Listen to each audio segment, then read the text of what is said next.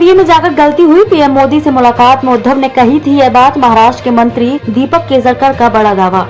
महाराष्ट्र के कैबिनेट मंत्री और शिंदे गुट के नेता दीपक केसरकर ने पूर्व सीएम उद्धव ठाकरे को लेकर बड़ा दावा किया है। केसरकर ने कहा कि उद्धव ठाकरे ने जून 2021 में दिल्ली जाकर प्रधानमंत्री नरेंद्र मोदी से मिले थे। तब उन्होंने पीएम के सामने माना कि एनडीए से अलग होकर एमवीए बनाने में उनकी गलती हुई है। उन्होंने इस मुलाकात में पीएम से कहा था कि एनसीपी और कांग्रेस के साथ हाथ मिलाकर मुझसे गलती हुई। मुंबई जाकर मैं इस भूल को सुधारूंगा। हालांकि मुंबई वापस आने के बाद उद्धव ठाकरे ने ऐसा नहीं किया। केसरकर ने फिर से कहा कि एनसीपी और कांग्रेस के साथ गठबंधन तोड़ो, हम सब फिर एक हो जाएंगे। हमने आपको फंसाया नहीं है। आपने हमसे कहा कि निकल जाओ। अब जनता के सामने झूठी बात कहते हैं, कम से कम जनता के सामने तो गलत मत बोलो। पीएम के पास उद्धव ने मानी थी गलती। दावा। पीएम मोदी के सामने आपने ही स्वीकार किया था कि एनसीपी और कांग्रेस के साथ जाना मेरी गलती थी। हिंदुत्व की विचारधारा छोड़कर मुझसे गलती हुई है। महाराष्ट्र जाकर इस गलती को दुरुस्त करूंगा। पीएम मोदी से वादा करके भी आपने तोड़ दिया। ऐसे में राज्य की जनता को ये समझना चाहिए कि किसने किसको फंसाया है। हम ऐसा कर सके हैं, यह भगवान की कृपा है। उद्धव ठाकरे इसका फायदा नहीं ले पाए। उन्हें हमने नहीं, एनसीपी और कांग्रेस ने फंसाया है। लेकिन आप अपना दोस्त दूसरे के सर क्यों मढ़ रहे हैं? महाराष्ट्र राज्य के लिए हमने जो किया, अगर उसको आपने समर्थन दिया होता तो आज तस्वीर अलग होती।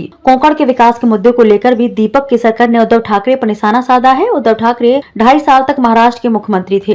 काजू उत्पाद नीति की वजह से कोंकण का कायापलट होने वाला था। इसके लिए एक समिति भी बनाई गई थी। मैं भी उस समिति में शामिल था, लेकिन दुर्भाग्य से उस समिति ने कुछ नहीं किया। सिर्फ यह कहा जाता रहा कि केसरकर समिति है। हालांकि अब हमारे प्रयास से कोंकण को 63 करोड़ रुपए की निधि दी गई, जिसमें से 200 करोड़ काजू महामंडल को दिया गया। कोंकण की जनता कभी मांगती नहीं है। कोंकण के लोगों की वजह से बाला साहेब की शिवसेना बड़ी हुई थी। यहाँ की जनता ने बाला साहेब को बहुत प्यार और सम्मान दिया था। दीपक केसरकर ने कहा कि जिस समय अजीत पवार वित्त मंत्री बने, तब सिंधुदुर्ग जिले से 450 करोड़ रुपए की निधि वापस ले ली गई। तब उद्धव ठाकरे कभी एक शब्द भी नहीं बोले। 250 करोड़ रुपए जिला नियोजन के लिए मंजूर हुआ था, उसे घटाकर 150 कर दिया गया। इस पर भी उद्धव ठाकरे ने कभी कुछ नहीं बोला। जब अजीत पवार इन बातों का जवाब दे रहे थे, तब आदित्य ठाकरे हंस रहे थे। आदित्य ठाकरे को कोंकण और कोंकण की जनता से कुछ लेना देना नहीं है। यह बात जनता के सामने आनी चाहिए।